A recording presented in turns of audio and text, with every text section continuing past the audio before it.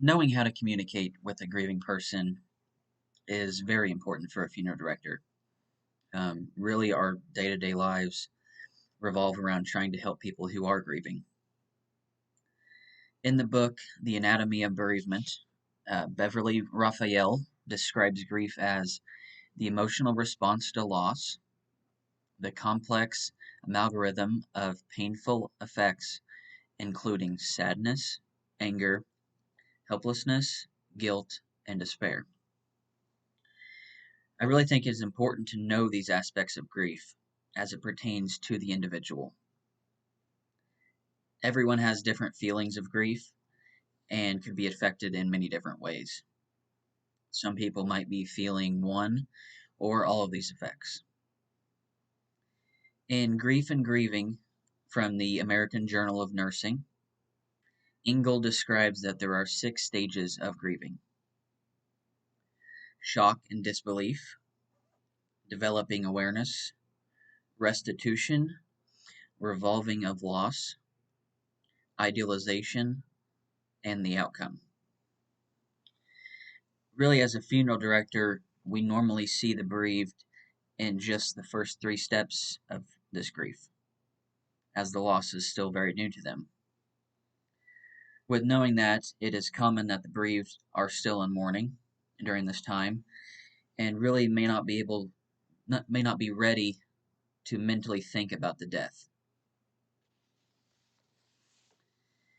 The communication with the grieving really starts at the point of removal, when the funeral home shows up to receive the deceased. I think there is a fine line of communication that should take place here. Too little communication could leave the bereaved feeling uncomforted and really not sure where to go from here, even. And on the other hand, too much communication could have them feeling overwhelmed and even more emotional than they were before. I think the best practice here is to kind of right in the middle ground. Um, Communicate in a comforting way. Let them know that we will be taking their loved one into our care now, and ask them when would be a good time to come into the funeral home to make arrangements. um, Keeping it to the basic items that need to be stated, really. During the time of removal, it is common that they wouldn't probably be in a very good mental state anyway to have to discuss details and answer a bunch of questions. So I think that those questions should be reserved for the arrangement conference itself when they have had some time to get their feet back under them.